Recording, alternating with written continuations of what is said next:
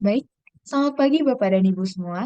Terima kasih telah menyaksikan presentasi dari kelompok kami dengan judul After COVID-19, Monetary and Fiscal Policies in Singapore. Nah, sebelum kami memulai presentasi, izinkan kami untuk memperkenalkan diri. Dengan saya sendiri Mutiara Hanifah dan rekan saya Muhammad Rifki, serta Christopher Willy. Nah, sebelum kita memulai presentasi ini, alangkah baiknya kita mengenal terlebih dahulu bagaimana perekonomian di Singapura. Nah, Singapura sendiri merupakan negara kecil dengan jumlah penduduk yang sedikit. Oleh karena itu, perekonomiannya sangat bergantung pada perdagangan dan jasa. Adanya pandemi memberikan dampak yang cukup signifikan terhadap perekonomian di Singapura. Hal ini dikarenakan dampak dari karantina yang berkepanjangan terhadap bisnis dan belanja retail, hingga pernah menyatakan resesi. Nah, untuk bangkit dari keterpurukan tersebut, tentunya pemerintah Singapura perlu melakukan berbagai macam kebijakan, baik moneter maupun fiskal. Namun, untuk menerapkan kebijakan tersebut diperlukan instrumen-instrumen, yaitu yang pertama digunakan oleh pemerintah Singapura adalah Monetary Authority Singapura memusatkan kembali midpoint exchange rate ke nilai pertukaran perdagangan yang berlaku saat itu, di mana apresiasi menjadi nol, serta menggunakan GDP dan juga money supply. Nah, selanjutnya untuk kebijakan moneter sendiri. Bagaimana kebijakan moneter pada saat pemulihan ekonomi setelah pandemi tersebut? Nah, sejauh ini pemerintah Singapura telah menerapkan 5 langkah pengetatan kebijakan moneter terbaru untuk meredam momentum kenaikan harga domestik dan tren disinflasi yang luas. Nah, kita dapat melihatnya melalui variabel makroekonomi utama dan perubahan sikap kebijakan moneter. Nah, dari secara keseluruhan, di grafik dapat digambarkan bahwa untuk mengabstraksi dari dampak kenaikan GST, Monetary Authority of Singapore, core inflasi diperkirakan mendekati rata-rata histori pada akhir tahun. Nah, oleh karena itu, Authority of Singapore memutuskan untuk mempertahankan tingkat apresiasi exchange rate yang berlaku pada range kebijakan untuk April 2023. Nah, dapat dilihat pada gambar di sebelah ini, di mana terdapat perkembangan ekonomi dan pasar uang, dan di gambar ini juga terlihat bahwa perkembangan terkini ataupun pergeseran terkini dari pertumbuhan ekonomi, pertumbuhan PDB, dan perekonomian di Singapura. Untuk selanjutnya akan dijelaskan oleh rekan saya, Rifki. Boleh? Oke, selanjutnya akan dilanjutkan oleh saya. Materi selanjutnya adalah NER telah terapresiasi secara luas di bagian atas range kebijakan.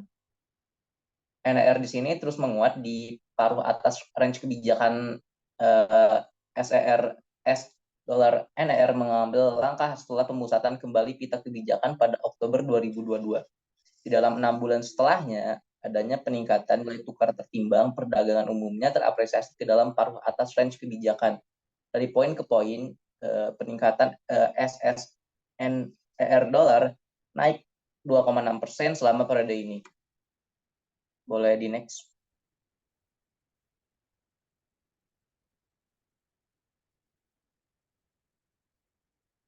Di sini ada suku bunga domestik naik sejalan dengan suku bunga global. Bisa dilihat bahwa dari grafik, di sini suku bunga US dollar jangka pendek meningkat selama 6 bulan terakhir dengan US dollar secure tingkat pembiayaan semalam SOFR naik menjadi 4,9% pada akhir Maret 2023 dari 3,1% pada Oktober 2022. Di sini mencerminkan Federal Reserve itu menaikkan suku bunga kebijakannya beberapa kali, meskipun lebih kecepatan bertahap dalam beberapa bulan terakhir. Suku bunga domestik di sini S dollar secara luas meningkat bersamaan dengan S dollar Singapore, overnight rate SORA, dan SS Cyber 3 bulan mencapai 3,6% dan 4,2% masing-masing dari 2,9% dan 3,9% 6 bulan lalu. Bisa dilihat dari grafik di atas. Terus ada juga kondisi likuiditas domestik terus mengencang meskipun lebih bertahap. Di sini bisa dilihat dari grafik exchange rate changes dan interest rate yang terus meningkat, dan di sini ada perubahan indikator likuiditas domestik DLI2 didorong oleh perkembangan keduanya, dolar NER dan suku bunga domestik selama periode yang sama. Moneter Singapura, kondisi di sini sebagaimana diproksi oleh DLI terus mengetat, namun kurang dari 6 bulan sebelumnya karena laju apresiasi dolar NER dan suku bunga meningkat secara luas dimoderasi. Boleh di next. Di sini juga terlihat bahwa kredit telah jatuh di tengah kondisi keuangan global dan domestik yang lebih ketat. Bisa dilihat dari grafik di atas, ada consumer loans, total loans, dan juga business loans. Dari sini dilihat dari stok pinjaman dan jumlah uang beredar terus turun. Dalam beberapa bulan terakhir, stok keseluruhan pinjaman telah turun selama 6 bulan terakhirnya. Bersama dengan penglihatan global dan kondisi keuangan domestik serta prospek ekonomi yang melemah, sini juga terlihat bahwa luar biasa pinjaman bisnis terus menjadi 493 dolar miliar pada Februari 2023 dan dari 527 dolar miliar pada tahun 2022 pada bulan Agustus 2022, sementara pinjaman konsumen turun tipis menjadi 311 miliar dolar dari 316 miliar dolar selama periode ini. Jadi keseluruhannya itu stok pinjaman terutang turun 4,6% dari puncaknya baru-baru ini pada tahun 2002 Agustus seperti yang ada di grafik di atas. Boleh di next.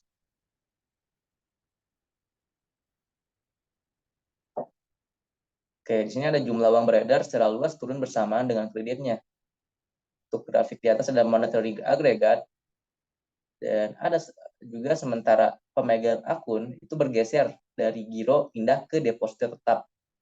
Bisa dilihat dari grafik, ada saving and other deposit, demand deposit, currency in active circulation, dan juga fixed deposit yang makin meningkat.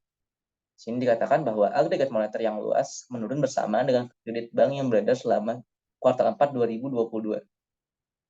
Namun, M2 dan M3 meningkat dari akhir 2022, sementara M1 berlanjut menurun tajam, mencerminkan pergeseran pemegang rekening dari giro ke deposito tetap berimbal hasil lebih tinggi.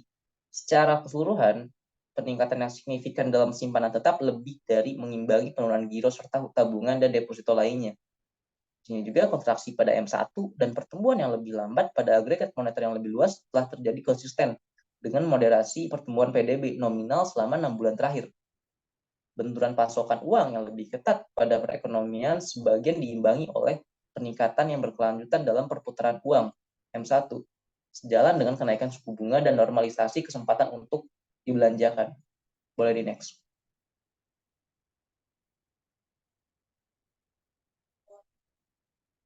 Oke, untuk selanjutnya akan dilanjutkan oleh teman saya, Willy.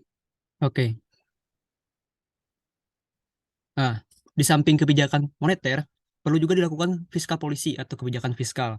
Nah, bagaimana sih kebijakan fiskal Singapura dalam pemulihan ekonomi setelah pandemi? Perlu kita ketahui dulu, mungkin boleh dilanjut ke slide selanjutnya, bahwa dalam kebijakan fiskal ada 3 instrumen. Yang pertama tax atau pajak, ada obligasi, dan juga spending. Nah, pemerintah Singapura sendiri memiliki 5 fokus setelah pandemi. Fokus-fokus tersebut adalah bisa dilihat di slide selanjutnya. Yang pertama mengatasi inflasi, yang kedua pertumbuhan ekonomi dan pekerja, yang ketiga memperkuat layanan sosial, yang keempat membangun bangsa yang tangguh, dan yang kelima memperkuat posisi fiskal mereka. Oke, di slide selanjutnya. Nah, seperti yang tadi ditulis, memperkuat posisi fiskal, bisa kita lihat dari tahun 2021 dan 2022 di tabel ini, ada operating revenue dan total expenditure, di mana dari 2021 ke 2022 terjadi peningkatan operating revenue, di mana sebelumnya pemerintah melakukan banyak sekali pemotongan dalam pajak, sehingga revenue mereka lebih kecil daripada tahun-tahun sebelumnya. Tetapi di tahun 2022, mereka kembali menghilangkan penghapusan pajak, dan hal itu meningkatkan pendapatan mereka dari pajak. Dan untuk ekspenditur juga ikut meningkat sebagai sebagian dari kebijakan mereka untuk meningkatkan perekonomian. Oke, kita lihat di slide selanjutnya.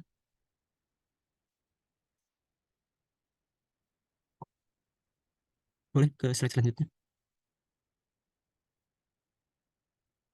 Nah, defisit dasar pemerintah pada tahun 2020 berada di titik tertinggi yang merupakan akibat dari kebijakan pemerintah untuk melindungi masyarakatnya lewat jaminan sosial dan pemotongan pajak.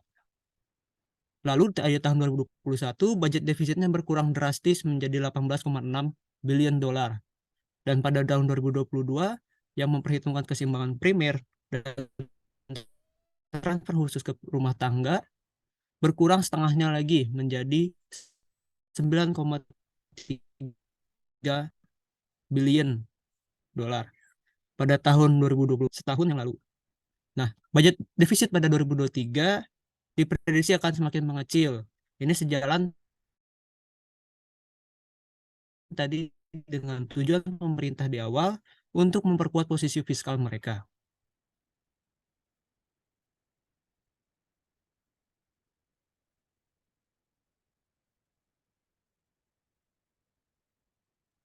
Nah, seperti yang tadi saya katakan, bisa kita lihat di sini, ini merupakan tabel expenditure dan juga revenue dari Singapura.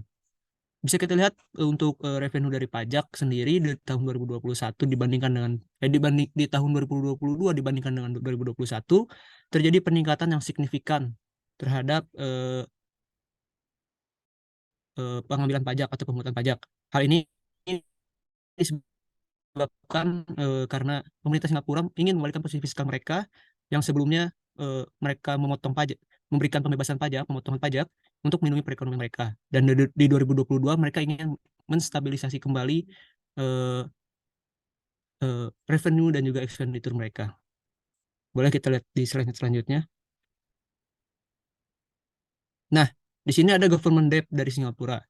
Bisa kita lihat dari 2020 ke 2022 terjadi peningkatan yang cukup tajam.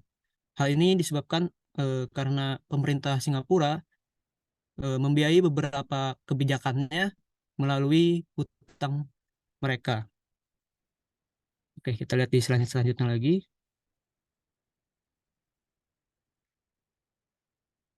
Nah, di tengah pesatnya kenaikan harga konsumen atau bisa kita sebut inflasi, anggaran 2023 menyisihkan sekitar 2,6 billion dolar atau 0,4% dari PDB mereka untuk transfer khusus ke rumah tangga guna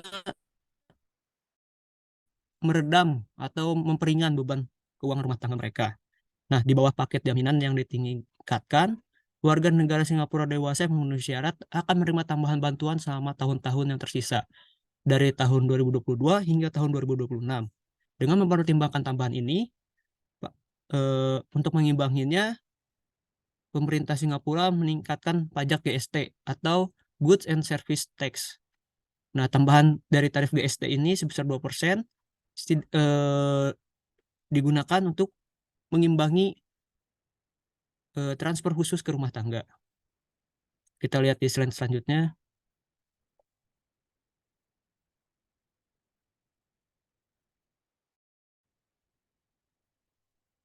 Nah, bisa kita lihat di sini gimana sih pengaruh bantuan pemerintah terhadap perekonomian. Dimulai dari transfer household yang akan meningkatkan disposable income daripada masyarakat. Nah, disposable income ini nantinya akan digunakan masyarakat untuk melakukan konsumsi dan sisanya dilakukan saving atau meningkatkan tabungan. Nah, peningkatan konsumsi akan mendorong permintaan terhadap output. Nah, permintaan terhadap output sendiri akan meningkatkan permintaan terhadap faktor-faktor input atau faktor-faktor produksi, di mana faktor-faktor produksi salah satunya adalah pekerja. Nah, peningkatan permintaan ini akan mendorong kenaikan gaji atau wage upah daripada pekerja yang nantinya akan menyebabkan inflasi karena pendapatan masyarakat yang meningkat. Nah, inflasi ini akan mendorong masyarakat untuk mengurangi kembali permintaan mereka, dan nanti pada akhirnya jumlah output yang diminta akan kembali normal seperti sedia kala. Boleh dilanjut ke slide selanjutnya. Apakah pemerintah Singapura berhasil dalam melakukan kebijakan fiskal maupun moneternya untuk memperbaiki perekonomian? Kami melihatnya dari GDP growth atau pertumbuhan GDP-nya. Di tahun 2020 bisa kita lihat bahwa pertumbuhan ekonominya minus 5%, sekitar 5%. Namun di tahun 2021 dan 2022, pemerintah Singapura berhasil mengembalikan pertumbuhan ekonominya ke titik 7% dan juga ke titik 4% di tahun 2022. Ini merupakan indikasi, menurut kami ini merupakan indikasi bahwa pemerintah Singapura telah berhasil melakukan kebijakan fiskal dan moneter untuk meningkatkan kembali perekonomian mereka. Untuk referensi sendiri kami mengambilnya dari, boleh lihat di slide selanjutnya.